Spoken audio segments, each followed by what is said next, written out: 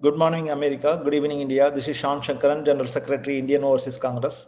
Today, we have an august audience and guest to speak about Nehru.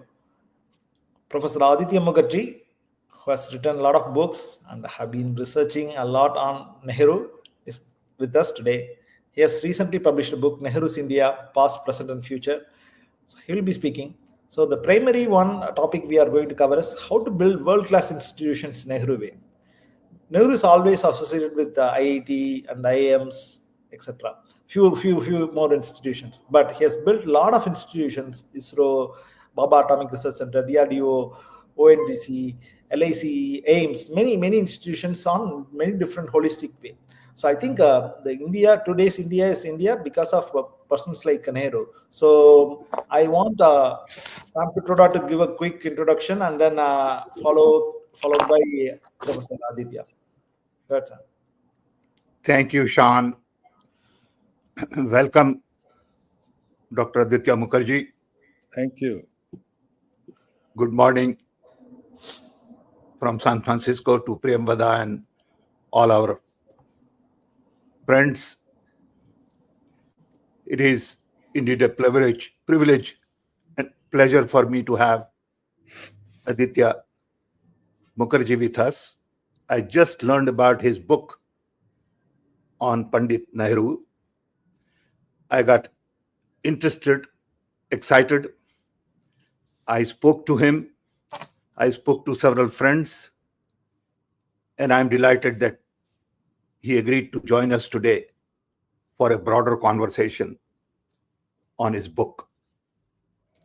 To me, nation building is all about institution building. If you do not have institutions, you do not have a nation.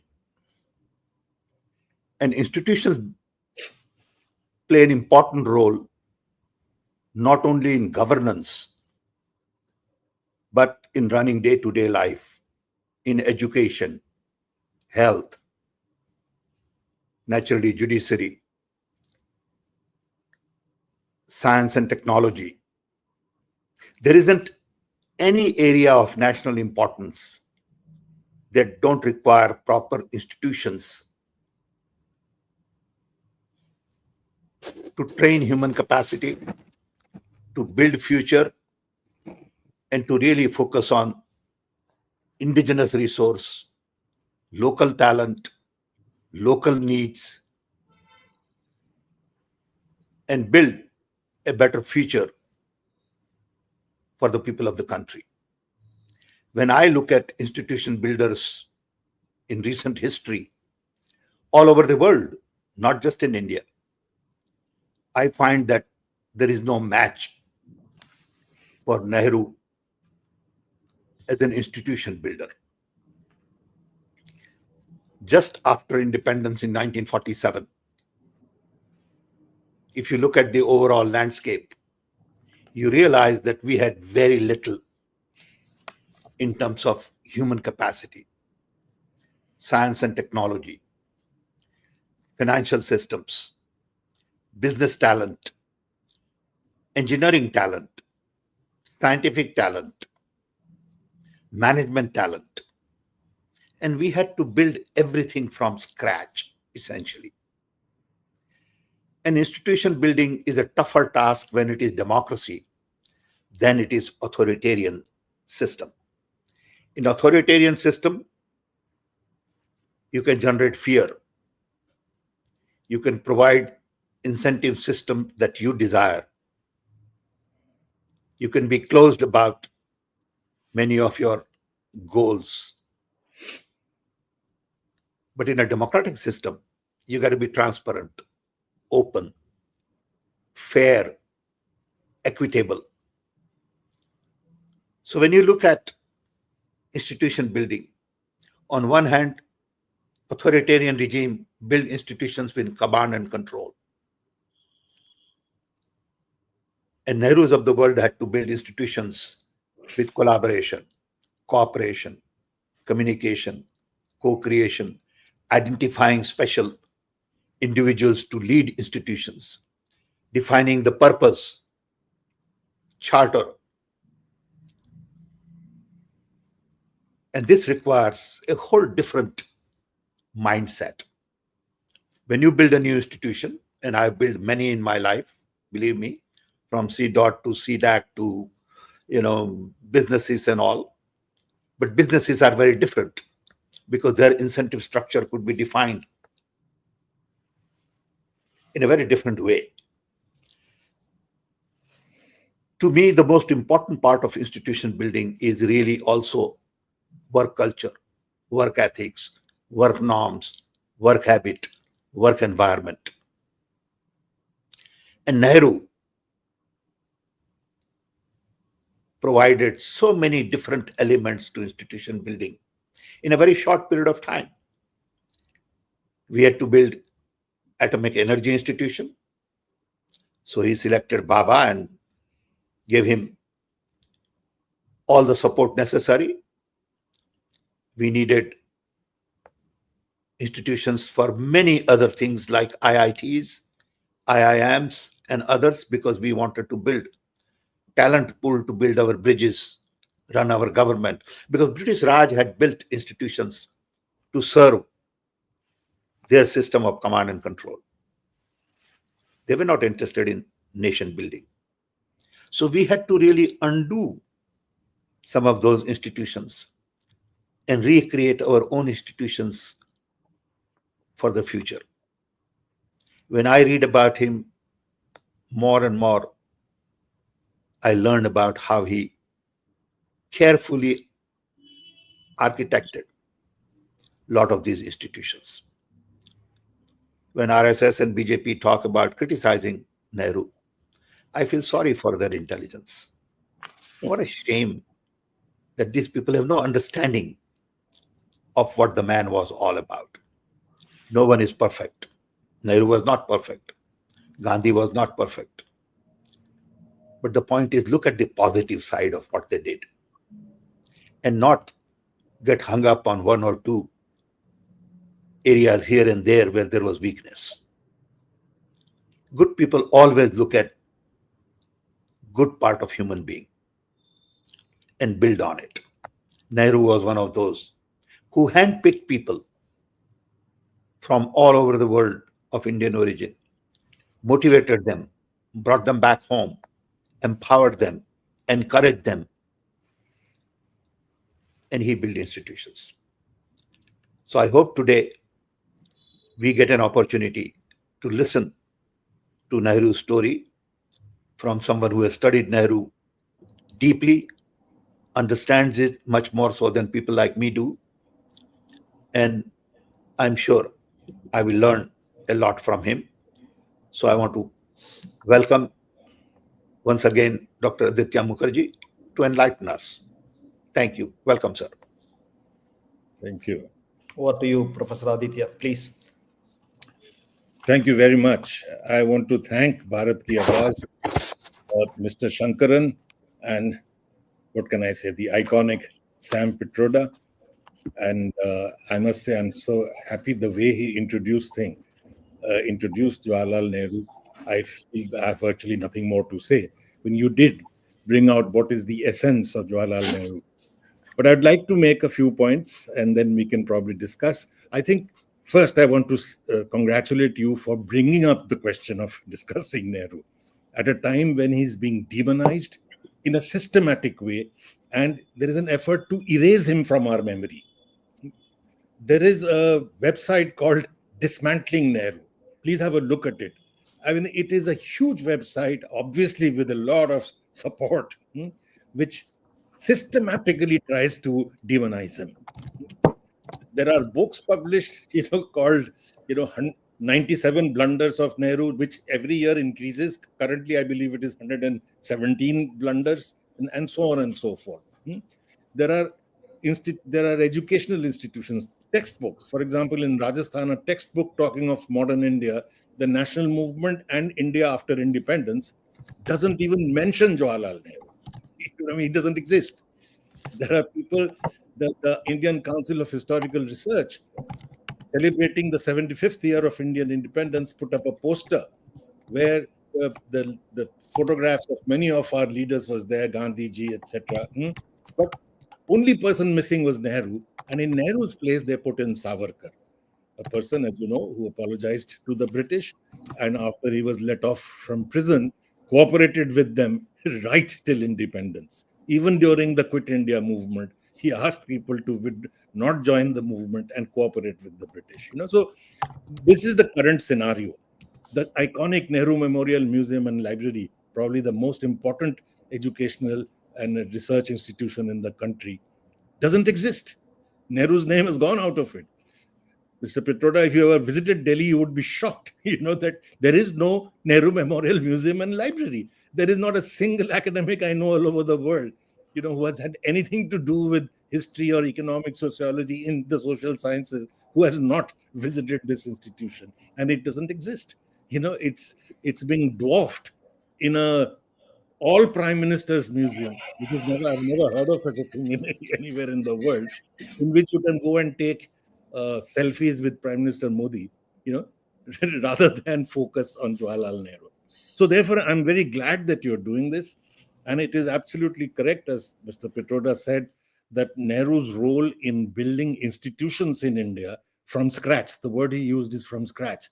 The word Rabindranath Tagore used was, when the British leave, which they will have to, just before he died, he wrote this. When they leave, what mud and filth they will leave behind. So the initial conditions from which Nehru starts is this mud and filth. 94% women illiterate, 84% of the population illiterate, average life expectancy less than 30 years. I mean, it is difficult to believe that was the situation from which he starts. And since we are talking about, we started with Mr. Petroda started talking about scientific institutions, I must emphasize the fact that Nehru anticipates the knowledge revolution by decades. The first plan, people think that, the first plan is all about building dams and steel plants, etc. Please have a look at the early 50s. The 50s and 60s is the time when every institution in the country that you know of today, I mean it seriously, it's not only the IIT and the IIM and the CSIR and the National Physical Laboratory, National Chemical Laboratory, DRDO, just name anything, ISRO, Bhabha Atomic Research Center, etc., the National Institute of Virology, all of them are set up in the Nehruvian period. And mind you, not only scientific institutions, the Sahitya Academy, the Sangeet Natak Academy, the Lalit Kala Academy, the National School of Drama, the Film Institute, they're all set up in Nehru's time. I mean, it is absolutely unbelievable what all this man tried to build up in such a short period of time. After all, he died in 64, and all the institutions that I've just now mentioned had taken off by then. By 1963, the first rocket had been fired from Thumba. By 1956, as early as that the first atomic reactor goes critical. It is an amazing achievement by any standards. But I think it is still, by and large, people still talk about these institutions. Many of them do remember, many of them don't. Even the products of these institutions often do not remember and pay homage to the creator of them. But what is completely forgotten is that the most important institution in this country, that is the building of the institutions of democracy, that is what we owe to Jawaharlal Nehru. And what do I mean by that? Let's look at this. Look at the parliament. Nehru sat through till his death virtually, even when he was seriously ill, every session of parliament. He would discuss China while the Chinese invasion is occurring in 1962, because the opposition wanted a discussion. He discussed Dalmia. There was an accusation of corruption by big business in parliament, and the finance minister resigns. I mean, I'm saying this in contrast to the current parliament, where you cannot mention the word China, you cannot discuss Adani, even after all the reports, primarily from the United States, which have emerged. So in a parliamentary democracy, the parliament is the first institution, and Nehru really built it up in a manner that is amazing. Second important institution of democracy is a free press, free speech and free press.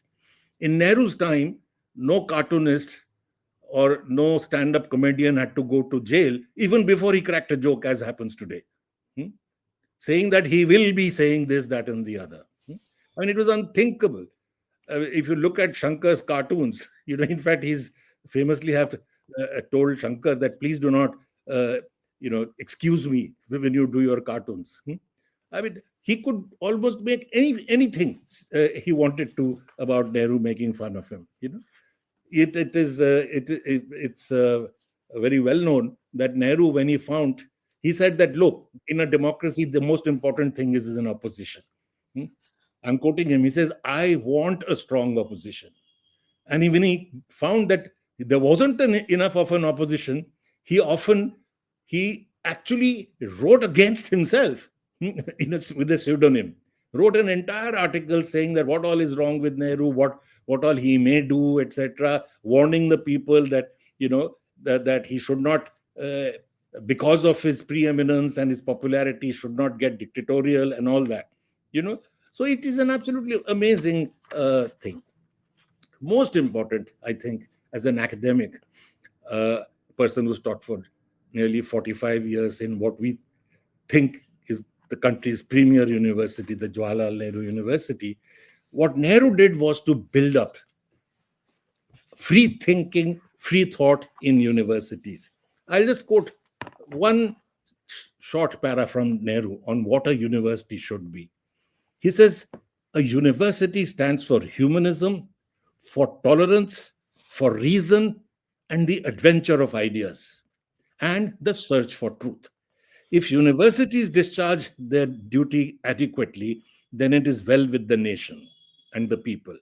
But if the temple of learning itself becomes a home of narrow bigotry and petty objectives, how then will a nation prosper or a people grow in stature?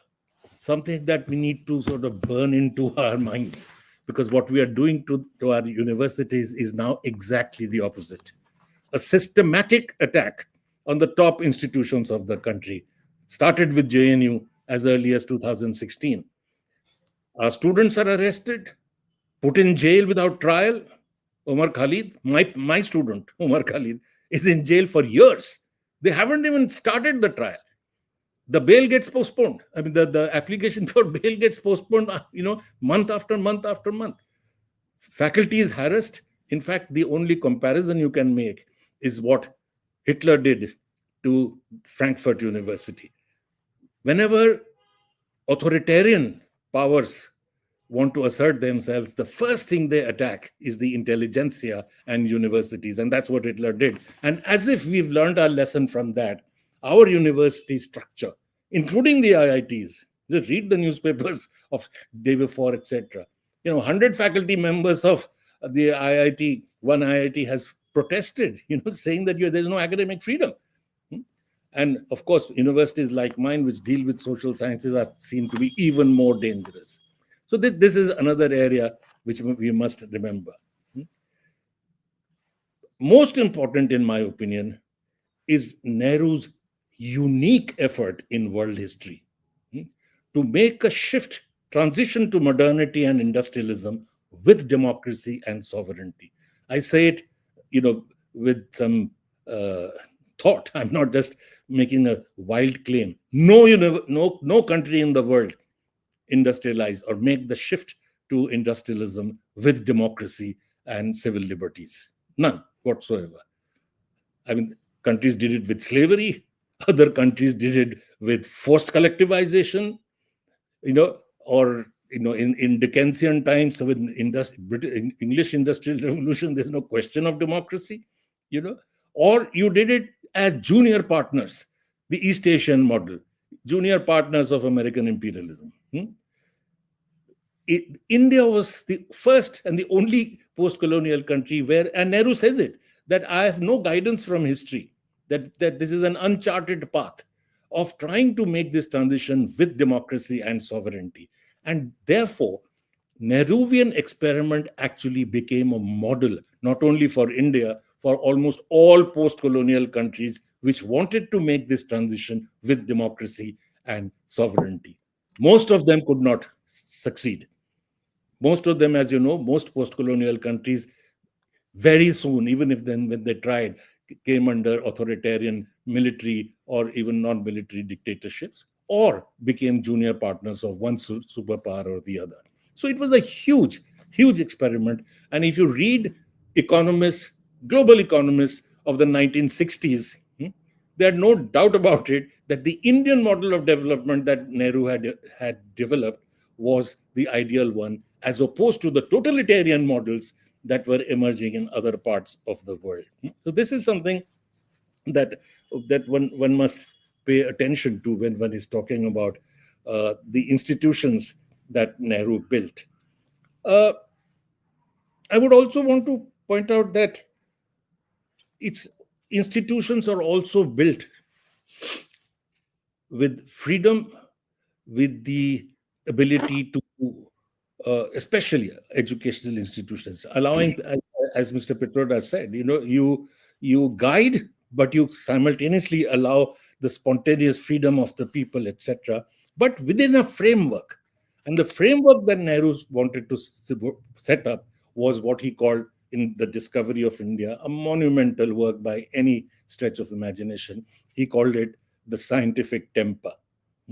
Without that, he said that you cannot really build any institution. And to my great horror, it is this scientific temper that Nehru tried to build, giving up of obscurantism, blind faith, and all sorts of other things. That it is under huge attack in this country. I feel ashamed to have to repeat it. Most of you know about it. But can you believe a prime minister of a country saying that in ancient India we had plastic surgery because Ganesha got a elephant snout through plastic surgery? Or a governor of India, I mean, in a country like India, a governor saying that Arjuna in Mahabharata had nuclear tipped arrows, and for saying that he's promoted to becoming the vice president.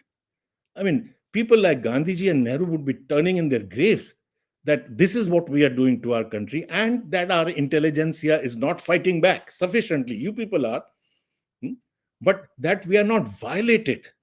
That in this huge effort, to lift India out of the mud and filth, as Tagore said, that was made by our early leaders, people like Gandhiji and Nehru, etc.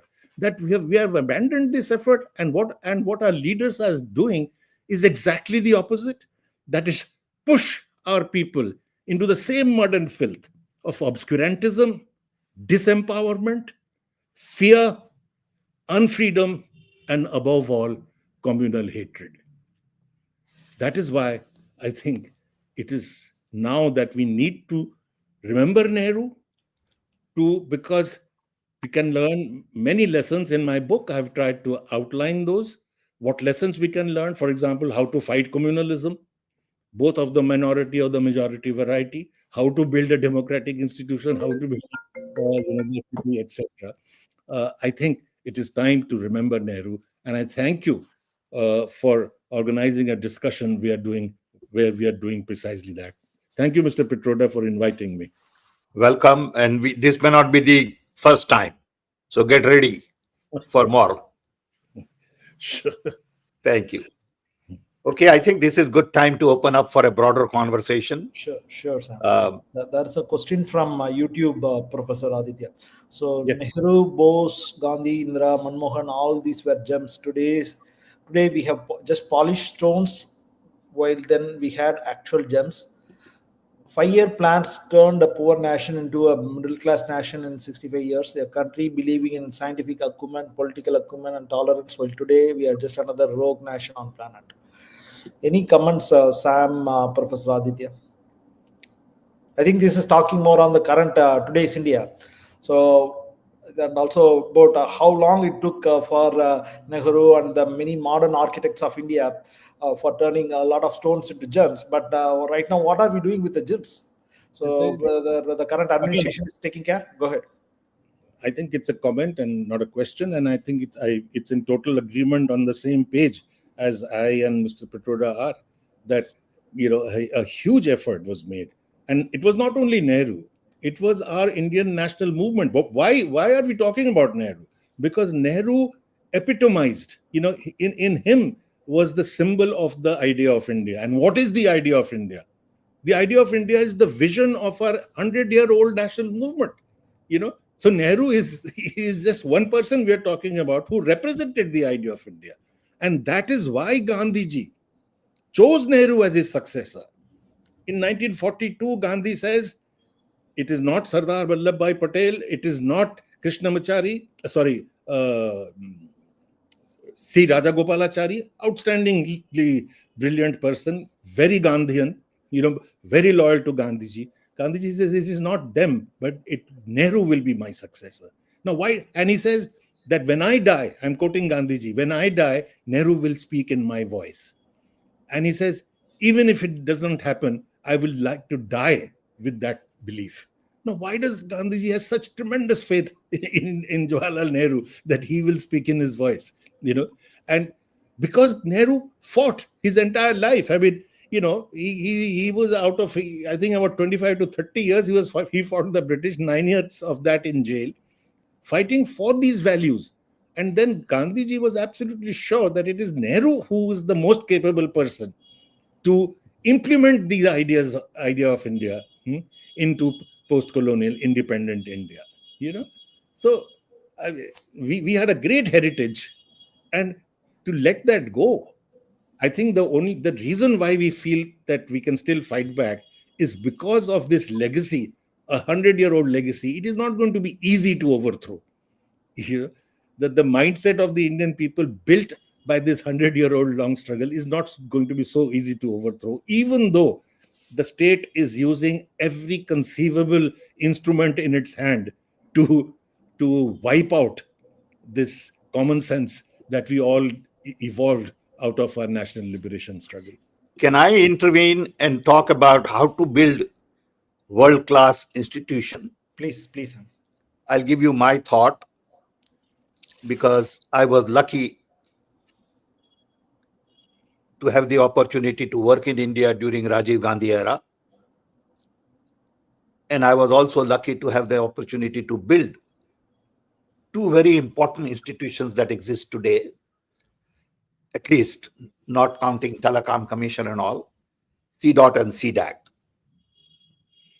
So what we did, I believe, applies today as well. And I want to share with some young people what we did, because many of you were not even born in 1981, 82, 84. So to me, the most important part of institution building is political will.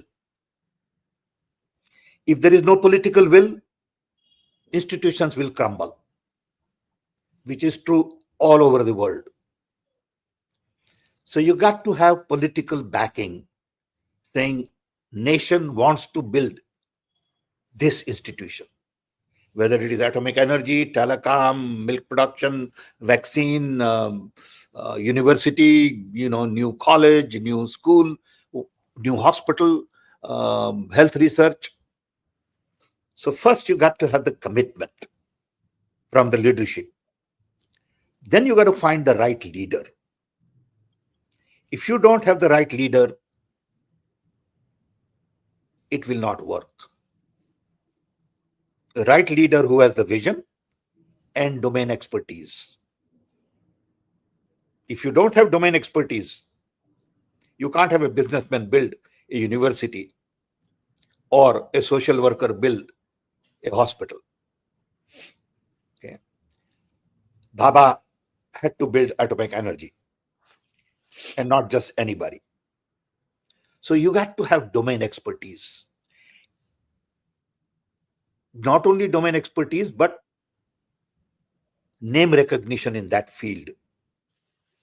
You can't have a resume saying, I have 20 years of experience. Do you have name recognition? All of these people who build institutions in India had accomplished something in their life before they were given charge to build an institution.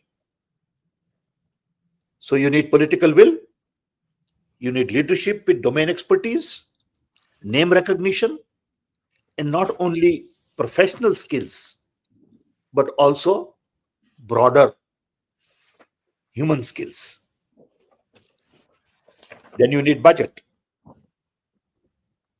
And then you need freedom, flexibility, autonomy. If you don't have a lot of this stuff, things won't work. I'll give you some examples. At CDOT in early days, we realized that to have autonomy, we got to be outside of the government, but should be funded by the government. So if we had a Department of Telecom Association, we would have been killed by bureaucracy because they had no interest in building another institution. So we insisted that we should be outside of the Department of Telecom, in the Department of Electronics. Then accounting became a major problem. You have to apply government methods that if you don't have so much salary, you cannot travel by plane. So we hired all the young people. That's another key area of concern to me. When you build institutions, you always hire young people, because older people will try to break your mold. They are used to the old system. Young people, you can mold them into future. So most of our young people had average age of 23.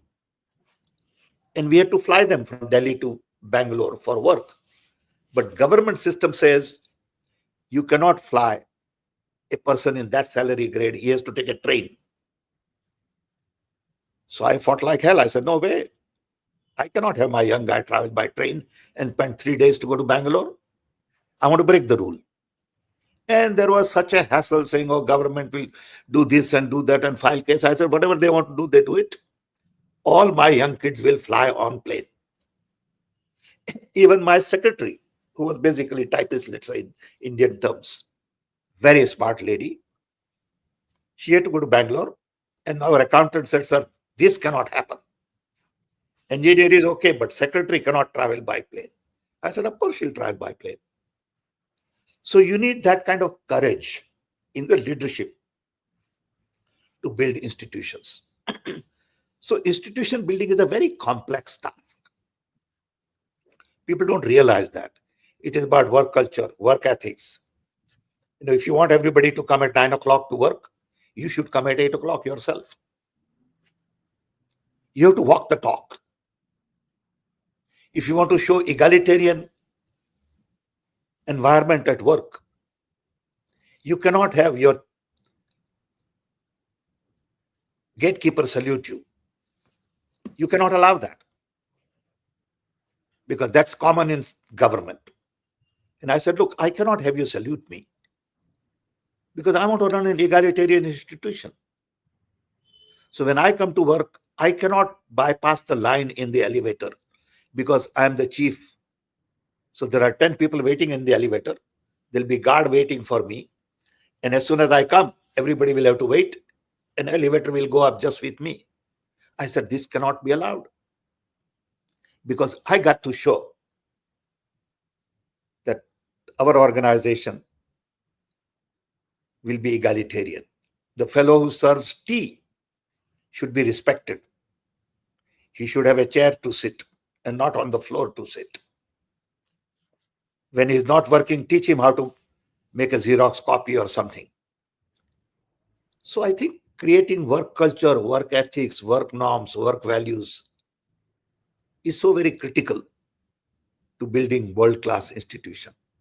These are some examples, but I can go on and tell you, it is not an easy task.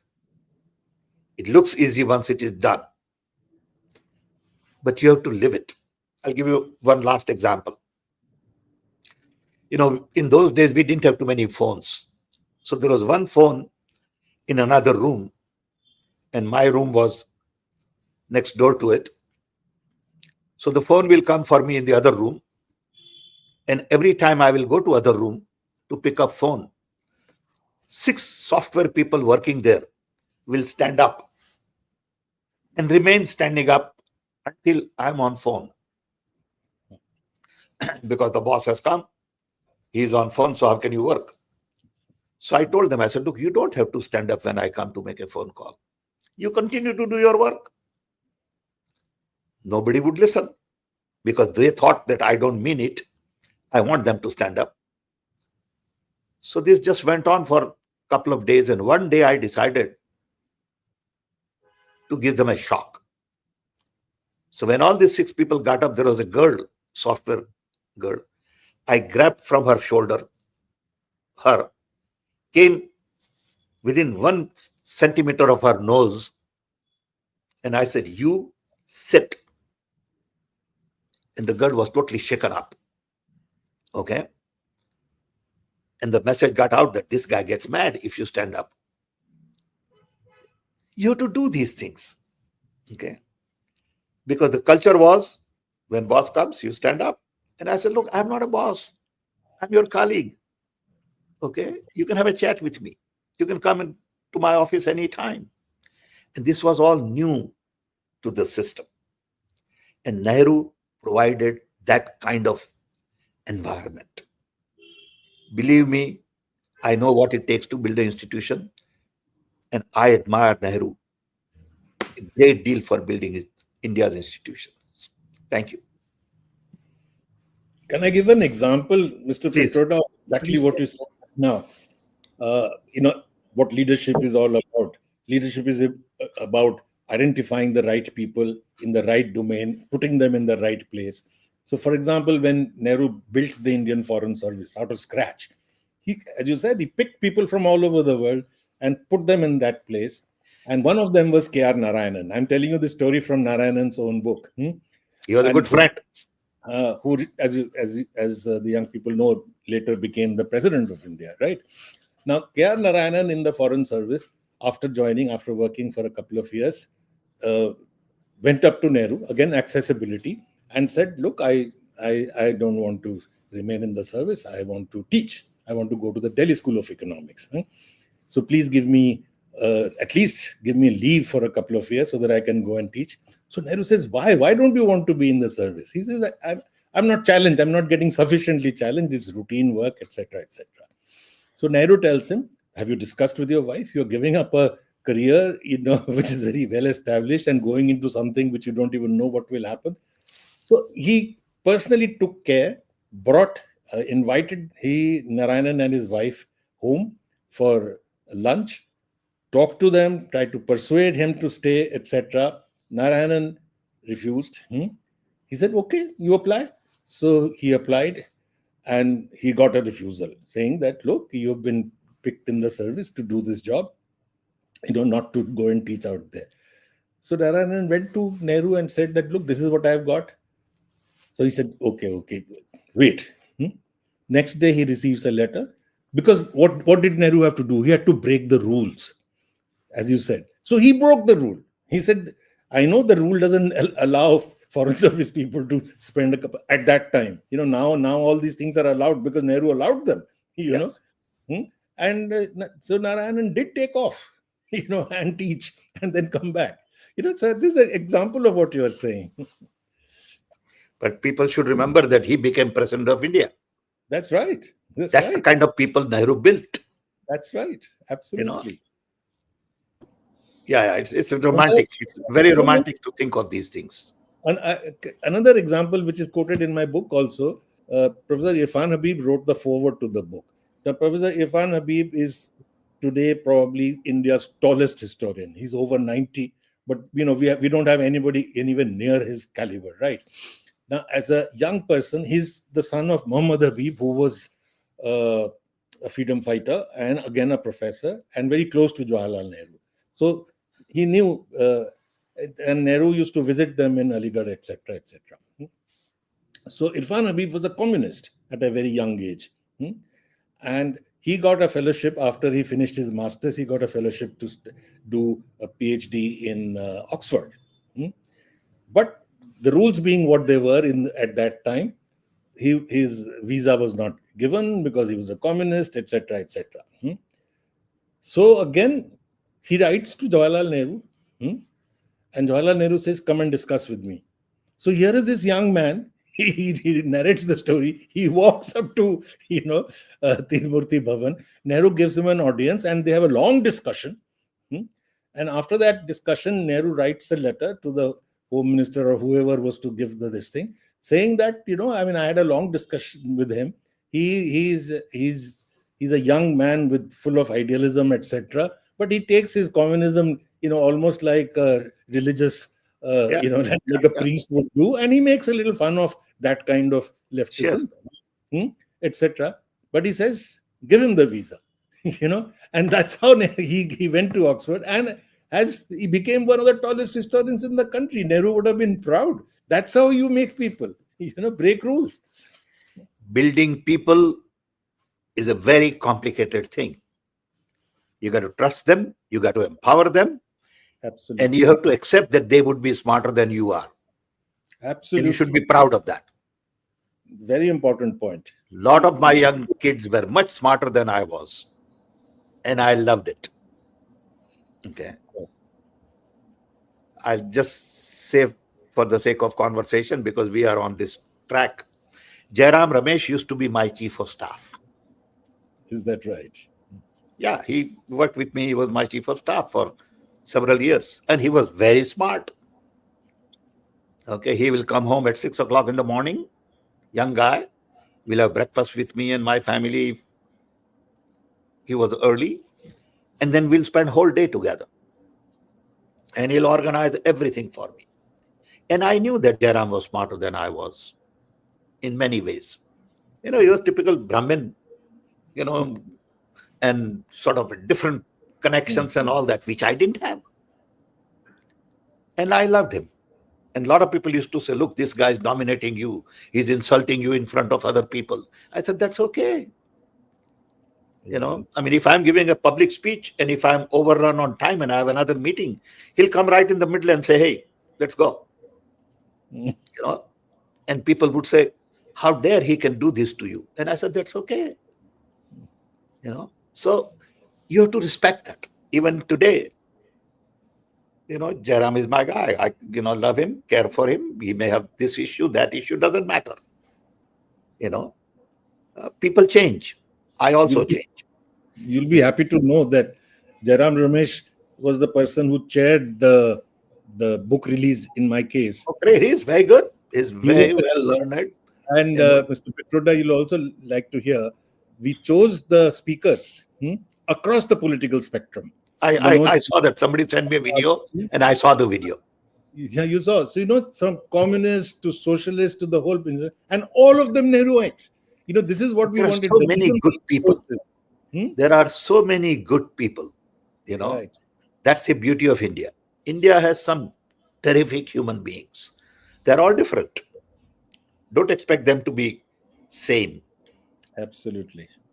Because that's the beauty of India. We judge people based on who we are and not based on who they are. We want everybody to be like us so we can like them. No, it's okay to dislike somebody and still care for them. Absolutely. And Nehru understood that. He would, like you said, he would spend time with a young guy, an hour. Anybody else today would say, oh, I'm too high up. Why should I just send him to somebody? That's right. The number of people of my age who, if you ask them about Nehru, he said, I met Nehru. His gates were open for kids, and you could just walk into the house, and while he's going, you could say, hello, hi, whatever, take a rose, etc., etc. So many. He was so totally accessible. It is unbelievable. He didn't need these. But that was a different world. We had no security requirement then. That was a different world. There was no security. Nowadays, everybody is so crook that you got to have 10. That's yeah. Just like Gandhiji didn't need and didn't even when given would not take the security. Exactly. I have one question for Professor Aditya. Then sorry, we got a little bit carried away. No. It's very because we are both Nehru lovers, so yeah. We got a little emotional, maybe carried away. Sorry about that, Sean. Sure, sir. So from the jail, he wrote letters to his daughter Indira Gandhi, and kind of the reading and writing the volumes of literature and kind of passion for knowledge, it shows up. So through whenever we read some of their books, right? So in the current scheme of things, people are youths, not only youth, and the whole country is towards the learning many things through the WhatsApp universities. So where are you seeing the future, Aditya? So you have mentioned past, present, and future. The You future see, of Nehru's India, where it is going? it is as Sam said, it is very important what the leadership is about. In my book release, I started by saying, imagine a prime minister who's educated. I mean, today, that is the question people are asking. And here was a Prime Minister, Nehru, who was not only educated, he was a genius. He was an intellectual of extreme, very high capacity. I'll give you an example. He wrote The Discovery of India in the early 1940s from prison. And No that library, no Google. that's right. And that Oh, manuscript Wikipedia. is available. It is available in the Nehru Memorial Museum. I still call it the Nehru Memorial Museum. In that manuscript, you'll see it's handwritten without virtually a single scratch. I mean, you need an incredibly powerful mind, Cannot to be done. write. It is very And the difficult. discovery of India is till date. I'm a historian. I've taught for 45 years. Till date, the best history of India, if you want to take a grand sweep, from Indus Valley civilization to the 1940s, nothing like that has been written. I mean, his knowledge, he studies his knowledge of the Vedas, of the Upanishads, right through Buddhism, medieval India, Akbar, Amir Khosrow, to bring it up to Gandhi. It's an amazing work. So, And the people who criticize Gandhi, people, beg your people who pardon? criticize Nehru can't Huh. even write a paragraph. Absolutely, absolutely.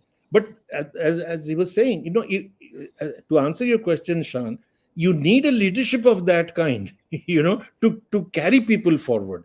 But if your leadership itself is, as I said, if it is appealing to your base instincts and gaining popularity, rather than, as Gandhi and Nehru did, appeal to your highest values, and pulled up young people and made leaders out of them. you know this is the capacity of a leader, that you pick up people who don't even realize what potential they have, and you give them the potential by appealing to their highest uh, idealist values. What we are doing is exactly the opposite now. We appeal to their basest instincts, acquisitiveness, hatred against the other, putting down somebody else, blaming somebody else for your lack of achievement, and so on and so forth. That is what is happening. So a Is that the change in same reason they want to erase Nehru from entire history of India, changing the institutions he built, many things? Why they are targeting only Nehru? Because, again, I answer that in the book.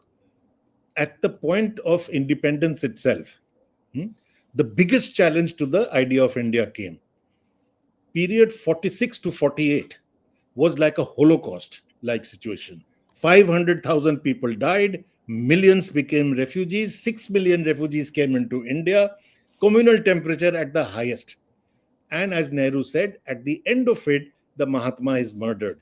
And he said the Mahatma was not murdered by just one individual. It was a plan of an organization, and he says the RSS, to do a coup, use this communal temperature to create a Hindu Rashtra. Whereas the whole 100-year-old struggle was going to build a secular India. That's what was built in 1947. So they wanted to use this situation of communal tension to destroy it. Now Nehru stood in the way. Gandhiji first, but then they killed him, and then Nehru stood in the way, and he converted the first general election. I want to take 2 minutes to tell you about it. The first general election of 1951 was an election like a referendum. He asked the Indian people that, do you want a Hindu Rashtra which will be a mirror image of Muslim Pakistan, or do you want a secular India? And he campaigned throughout the country. 25,000 kilometers he traveled, without these 8,000 crore planes. He did all that. And the result of that election was that overwhelmingly the Indian people voted for a secular India. The the Hindu Mahasabha, the Jansangh, and the Ram Rajya Parishad. These were the Hindu communal organizations then. Put together, won only 10 out of 489 seats in parliament and got only 6% of the votes. Despite, as I said, the communal temperature of the partition, the riots, the killings. Now, this is a great achievement. That is why they hate him, because he pushed back the communalists. It is to our utter shame that what he handed us as on a platter, a democratic, free India. When we were students in college or school, the question of celebrating and saying "Garv se kaho ki hum Hindu hain," or they were untouchables. The communalists were untouchables. Nobody even wanted to see them in decent company. But Exactly. We have allowed them back into center stage by compromising with them. We did it in 1977. After all, the Janata Party had the RSS as its constituent. We gave them credibility. We did it again in 1989. Secular parties gave them credibility.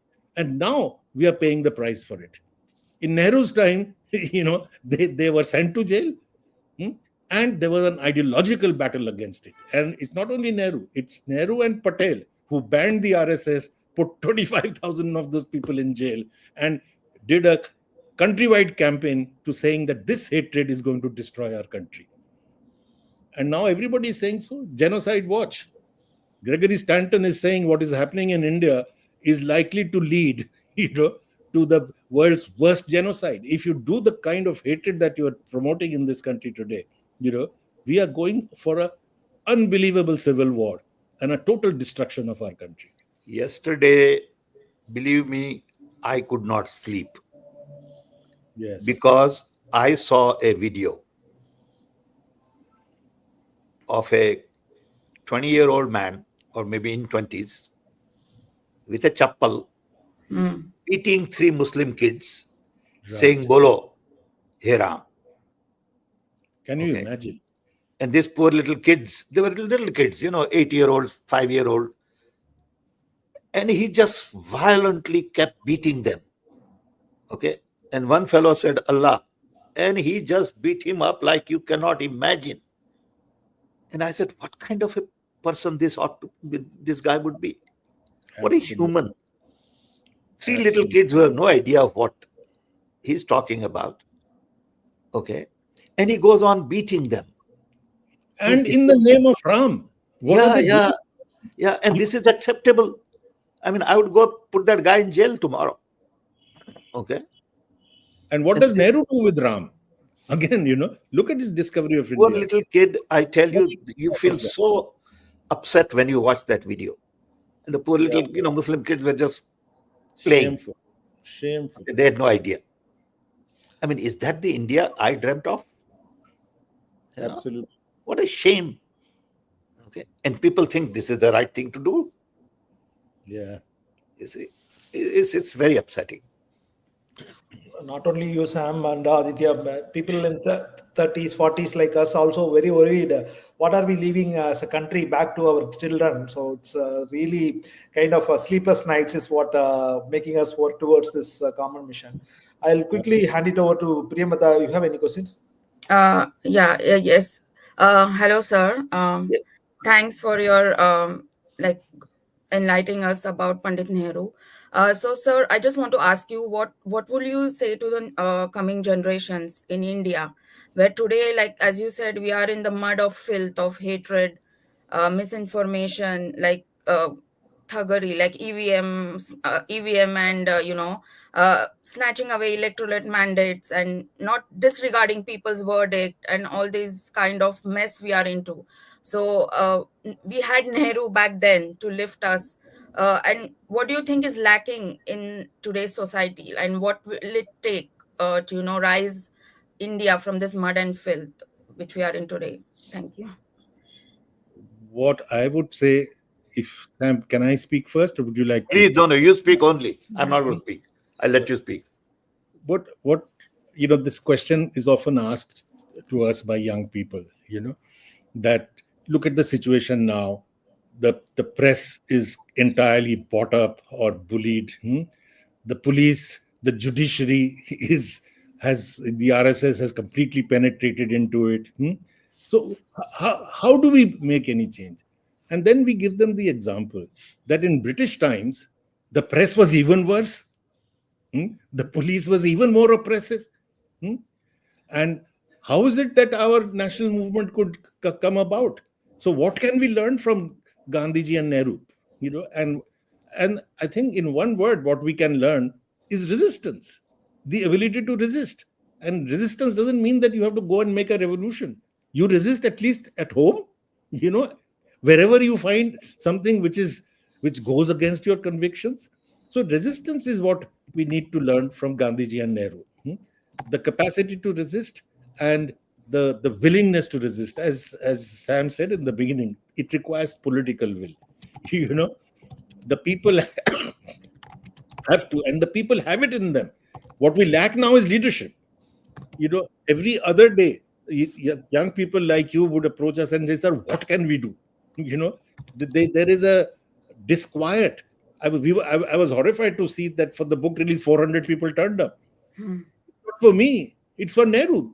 They're expressing their disquiet about what is happening in the country today by turning up to listen about Nehru.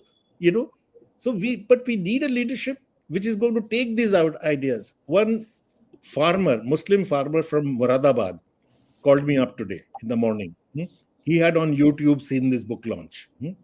And he wanted to, he's a middle level farmer. He's got about 8-10 bighas, etc. And he was expressing his anguish, etc. And what can we do? Now, here is this person. He says, I want to meet Rahul Gandhi. He's the only person who's trying to do something. Now, but isn't it a fact that when every avenue to you is closed, one person at least had the courage to walk the streets, and express the opposition, and see what a wonderful success it was. So we have to politically take the message to the people, and the people are ready for it. So do you think it will take another 100 years or do you think it will be sooner? Not like the British Raj. In 1920s, nobody ever thought that in 20 years' time we will have freedom. In 20 years' time, Gandhiji said in 1920 during the non-cooperation movement that give me 1 year. It wasn't in 1 year, but in 20 years' time, 25 years' time, you had thrown out the biggest empire in the world where the sun never set, which changed the face of the world. Not only from India, but from all over the world. Precisely. It is Indian independence which destroyed colonialism of that variety forever, one after the other. It could be done in a short time. It is a question of the leadership and the leaders being able to see the pulse of the people and carry them forward. Okay, thank you, sir. Sam, I think we are on the top of the hour. Couple of things on the EVM stuff. So I think there is a village in Maharashtra who's trying to do a mock poll, which is very rejuvenating. I think they are trying to do a civil disobedience of sorts, where trying to demonstrate whatever Nehru and Gandhi taught. Kind of, they are not believing that their mandate is reflecting in the elections. So they are trying to do a mock poll. I think I don't know why the administration is scared of this mock poll, and I think they are trying to announce 144 and not allowing people to kind of convene and do this mock poll now. So, but I don't know. Rahul is also maybe was asked or appealed by Kargeji to do a yatra on this to kind of see how we can ban EVM, bring back ballot, and save Constitution and save India. So whether Rahul is going to go to that village in Maharashtra and do a yatra, or what is the plan? So do you have any insights, or what are your thoughts, Sam? No, I think everyone is focused on the fact that elections are being manipulated. Whether it is voter list, EVM, VVPAT, votes after 5 o'clock, counting, election commission, there are a whole lot of issues. I don't think it is one little thing that you can put your finger on. The whole process has been corrupted. Okay. And that is the concern people have. I think parties going to follow up, I'm sure. I know Rahul is personally very concerned.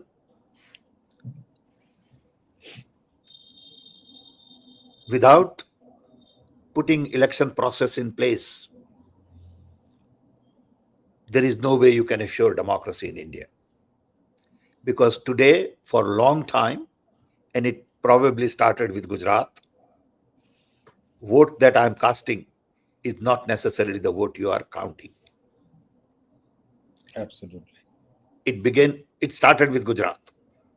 Then it became national in 2019. And then 2014. Okay. And then it has become a common thing. So it is going to be a major issue. And we all have to fight it. And when you fight that, they will harass you. They'll, do all kinds of things. That's a way of life. What can you do? Like Professor Mukherjee said, you have to have courage to fight. If you don't have courage, Gandhiji and all had courage. Okay. If you don't have courage to your conviction, it won't work. Okay. So that's where we are. One more I would like to just say one thing, that if you get chance, please look at Dr. Aditya Mukherjee's book. Please order one, read one. It will change your life. Thank you. Sam, there is another thing which I want to clarify. There is a kind of bunch of hackers are posting comments saying that your laptop, smartphone, and servers are hacked, and so is that true news? Or kind of you want to make some clarification? No, it is true, and I don't want to make a big issue out of it, because these things happen nowadays routinely. So I found out from Rakesh in my office. Rakesh's computer was first hacked. Through Rakesh's computer, my phone was hacked. And when you hack somebody, you can't make sense out of what is going on. So you come to all kinds of conclusions. You see family pictures, you see friends' pictures, and you see text, and you see messages, and you see, WhatsApp and all. So you have access to a lot of this information. And these people wrote to me, first to Rakesh and then to me, that give us 20,000 US dollars right away in 24 hours in cryptocurrency. And we said, we are not going to do it. So I just warned my friends and family that if something like this comes, just ignore it. That's all. No big deal. Just move on with life and not complicate. A lot of press is calling me for a press conference, and I'm saying, no, I'm not doing any of that. There is no need to complicate it. Just move on and forget about it. Okay? Sure, Thanks, Sam. everybody. Thank you, Sam. I think it was a great meeting today. Thanks a lot, Aditya. Do you have any closing comment you want to give, Professor Aditya?